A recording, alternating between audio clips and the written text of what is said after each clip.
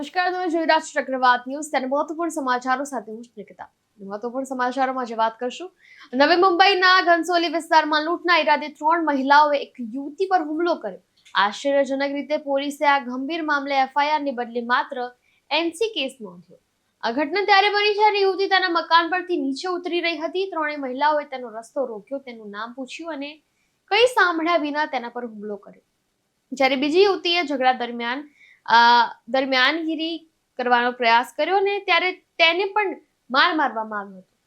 બાદમાં સ્થાનિક લોકોએ 3 મહિલાઓને પકડીને પોલીસને સોંપી દીધી હતી અને પીડિતાનો આરોપ છે કે આરોપી મહિલાઓ લૂંટ અને હત્યાના ઈરાદે આવી હતી અને પકડાયા પછી તેઓએ પ્રેમ સંબંધનું બહાનું બનાવીને આ મામલો વાળવાનો પ્રયાસ કર્યો. પીડિતાએ એમ પણ જણાવ્યું કે કોપરખેર પોલીસે શરૂઆતમાં ફરિયાદ નોંધવાનો ઇનકાર કર્યો હતો અને મોડી રાત સુધી તેને પોલીસ સ્ટેશનમાં બેસાડી રાખી હતી. એવો પણ આરોપ છે કે પોલીસે આરોપીઓને બચાવવા માટે એફઆઈઆર ને બદલે માત્ર એનસી કેસ નોંધ્યો છે. હાલમાં પોલીસે બંને પક્ષોની ફરિયાદ પર એનસી કેસ નોંધ્યો છે, પરંતુ પીડિત પક્ષ માંગ કરી રહ્યો છે કે લૂંટ અને હુમલાની ગંભીર કલમો હેઠળ કેસ નોંધવામાં આવે અને નિષ્પક્ષ કાર્યવાહી કરવામાં આવે. મહારાષ્ટ્રના નાયબ મુખ્યમંત્રી એકનાથ શિંદે મુંબઈના ઉપનગરમાં વિકાસ પ્રોજેક્ટ્સનું ઉદ્ઘાટન કર્યું.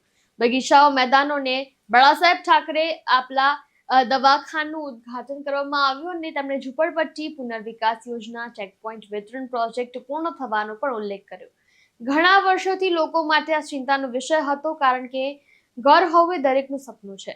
ત્યારે મુંબઈમાં કોન્ક્રીટ રસ્તાઓ, એસટીપી અને કોસ્ટલ રોડ જેવા માળખાકીય વિકાસ પ્રોજેક્ટ્સ ચાલી રહ્યા છે.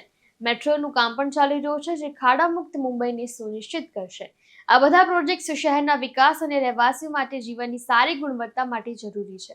ત્યારે નાયબ મુખ્યમંત્રી આ પ્રોજેક્ટ્સને મુંબઈના વિકાસ માટે મહત્વપૂર્ણ ગણાવ્યા છે. आज मुंबई के विकास के कामों का शुभारंभ हुआ है.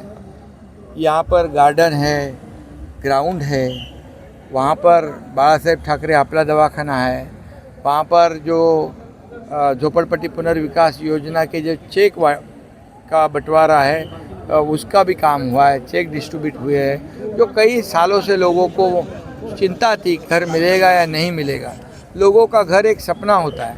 तो ये सब काम जो है ये विकास के लोगों के लिए ये ज़रूरी है और मुंबई शहर के लिए ज़रूरी है. इसलिए मुंबई में कंक्रीट के रोड भी हो रहे हैं, एसटीपी का काम हो रहा है, यहाँ पर अटल सेतु हुआ है, कोस्टल रोड हो गया है, ऐसे मेट्रो का काम शुरू है. ये मुंबई पूरी तरह गड्ढों मुक्त, पॉटहोल फ्री मुंबई हमें करनी है. सब रास्ते कंक्रीट के हम कर रहे हैं. मुंबई ब्यूटिफिकेशन मुंबई का हो रहा है, या मुंबई का प्रदूषण कम हो रहा है.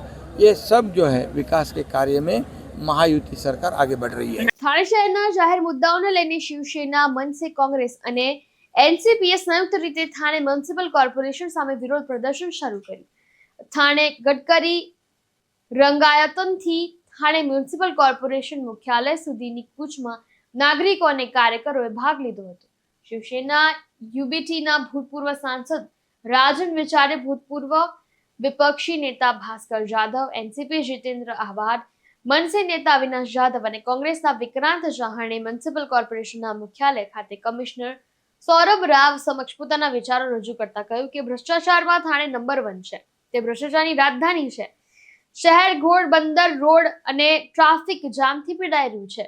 સ્થાનિક લોકોએ વિરોધ કૂચનું આયોજન કર્યું છે. ત્યારે એનસીપી નેતા જીતેન્દ્ર આહવાડને છેલ્લા 2.5 વર્ષમાં ઘણું નુકસાન થયું છે, તેથી તેઓ કૂચમાં ભાગ લઈ રહ્યા છે. તો ધારાસભ્ય ભાસ્કર જાધવ, ભૂતપૂર્વ સાંસદ રાજન વિચારે, મનસે થાણે પાલઘરના પ્રમુખ અવિનાશ જાધવ, ભૂતપૂર્વ મંત્રી અને ધારાસભ્ય જીતેન્દ્ર આહવાડ અને કોંગ્રેસના થાણે જિલ્લા પ્રમુખ વિક્રાંત પાટીલ ચૌહાણ પણ Thane municipal corporation commissioner Saurabh રાવની ઓફિસમાં જઈ રહ્યા હતા અને કમિશનર તેમની માંગણીઓ સ્વીકારે નહીં. કમિશનર સાથે વાત કરતા રાજન વિચારે કહ્યું કે શર્મની વાત છે કે મ્યુનિસિપલ કોર્પોરેશનની વર્ષગાંઠ પર એસીબી એક અધિકારીને 25 લાખ રૂપિયા સ્વીકારતા પકડ્યો છે. શિંદે સરકારે આ બંધ કરવું જોઈતું હતું, પરંતુ શિંદે સરકાર ભ્રષ્ટ અધિકારીઓની મદદ કરી રહી છે. મ્યુનિસિપલ કોર્પોરેશન લૂંટીને ખાઈ ગયું છે. કોઈ ઓડિટ નથી. અમે મ્યુનિસિપલ કોર્પોરેશનમાં પણ કામ કર્યું છે અને અભિજીત માનસે અને સંજય કલકરે પણ વિધાનસભામાં આ વાત કહી છે. આવું નિવેદન સામે આવ્યું છે. તો થામાની જોડી આવી સાંઈબાબાને શરણે. પ્રખ્યાત અભિનેત્રી રશ્મિકા મંદાના અને અભિનેતા આયુષ્માન ખુરાના શ્રી સાંઈબાબાની સમાધિની મુલાકાત લીધી.